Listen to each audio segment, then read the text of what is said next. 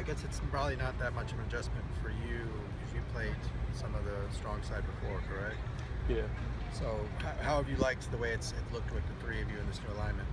I just took it as a challenge, as if like you kind of moving the nickel and just having versatility as far as I could play anywhere, even if some happen not to play Mike, I could do that because I did that my freshman year. So not really a change. I mean, they're just challenging me to be able to do everything, and I like it. I like Lil Kenny in there. It's all good.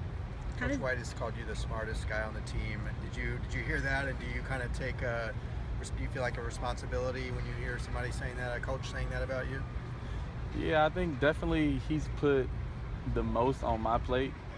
I think because I came in being one of the only linebackers in my class, and he knew that now we're so young that I had to be more mature at an earlier, So I think he definitely put the most on my plate, and I had to just adapt and learn it. That's why I think he's taught me. I'm probably the only linebacker in the group that's played all three spots. So I think, and he's getting me ready for the NFL as far as knowing where everybody goes in every formation. As far as I could say what the DB is doing behind me, what the D line's doing, the stunt, all the different calls and everything. So I think Scotty's done a great job with that. How do you feel like the trio of you, Lil Kenny, and Kenny kind of maximize this linebacker's potential? It's a lot of fun. Lil Kenny has a lot of energy. Definitely, I like that. He's definitely a run stopper, and I mean, I like playing with these guys. Kenny, I mean, me and Kenny definitely have a good relationship now. I think it took the spring for us to get adjusted to each other. Him knowing that like I'm different than Jayon, and me moving back inside and outside and different stuff like that. And I think Kenny's coming along, getting adjusted, and I think this is the first time in I don't know how long that we've only had two linebackers with in-game like experience. Yeah, experience. So I think he came in very mature, very professional, and is learning and adjusting on the fly. What have you thought of Darnay? He seems like he's got a lot of swagger, brings a lot of energy.